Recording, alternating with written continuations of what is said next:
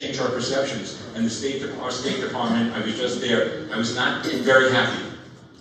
They don't get it.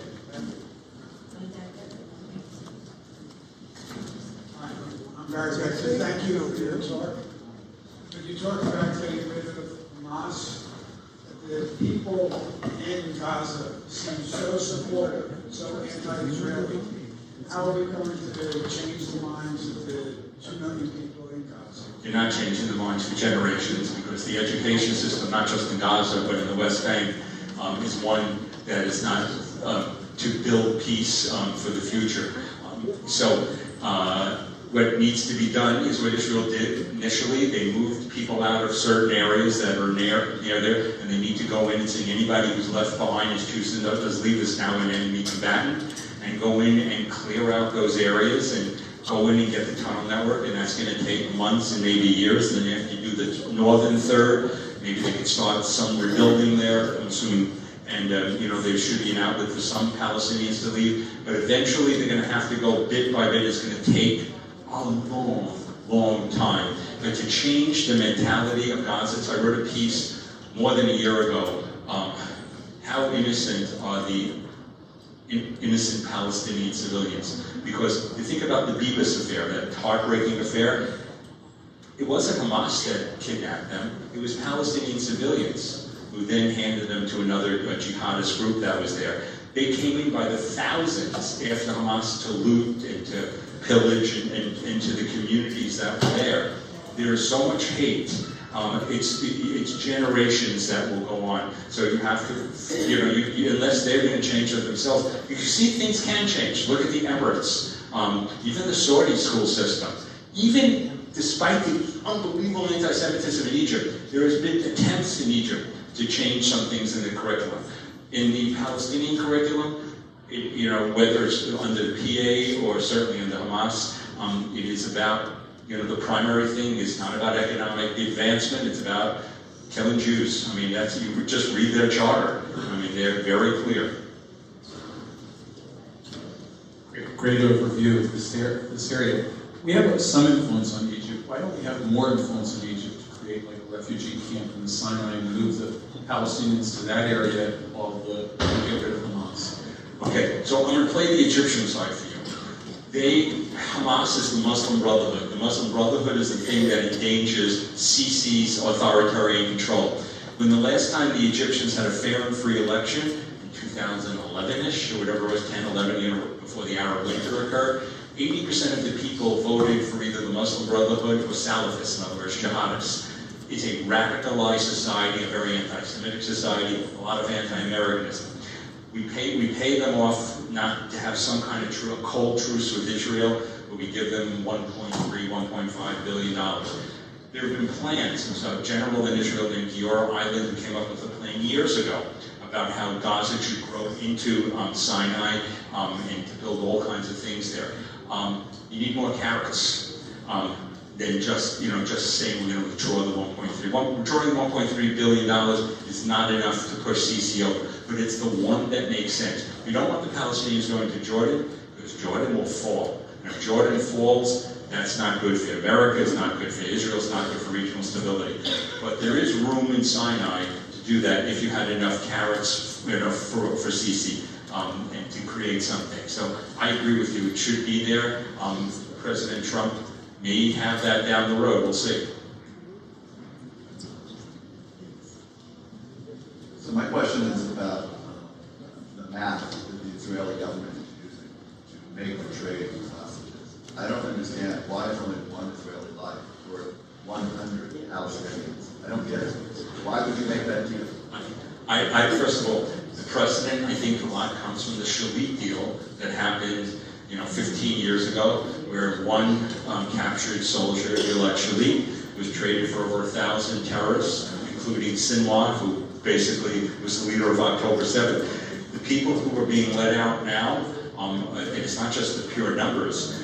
People are going to be sent, a lot of them being sent to Gaza. They're going to rehabilitate Gaza. The amount of people who will be killed, Israeli civilians and soldiers, because of these people released, is going to probably be tenfold of the hostages' lives saved.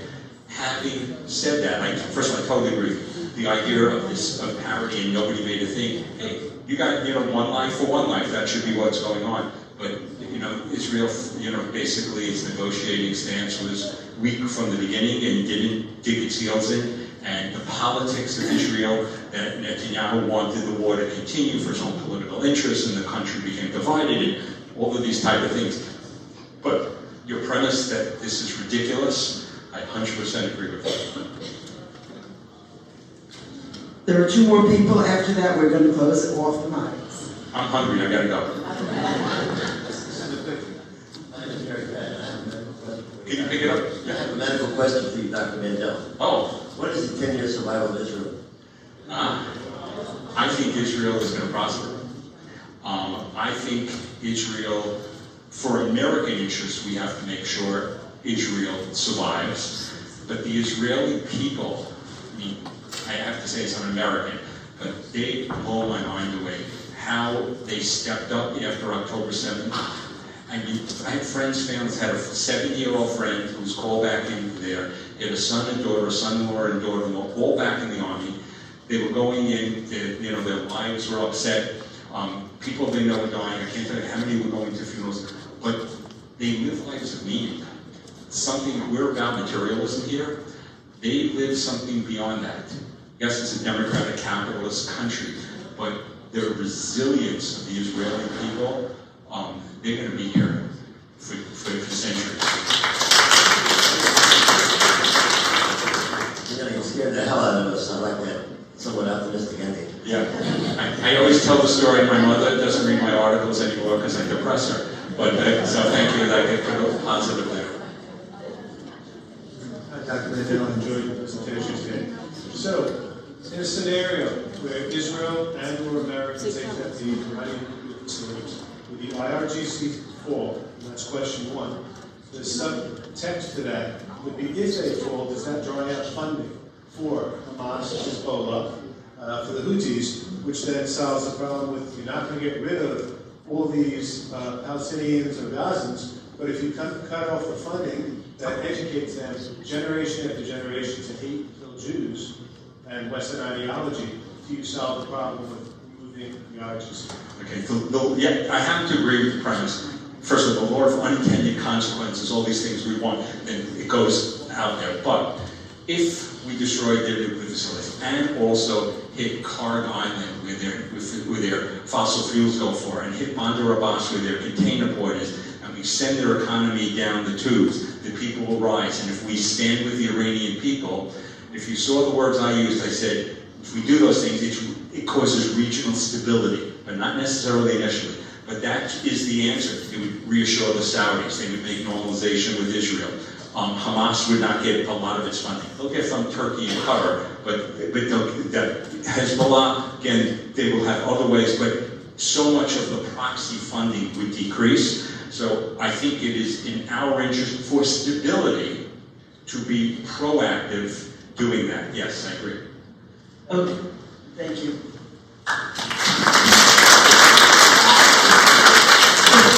If we want to continue this conversation, I suggest wholeheartedly that you go into Macon magazine. Hang on a second. I actually am enlightened every day, or about 3 times a week, getting in the email.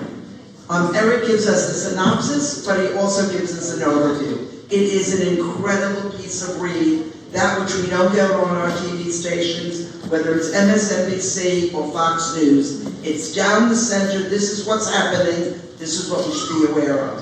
So we're fortunate to be able to know that we can have this kind of intelligence in our own desk every day.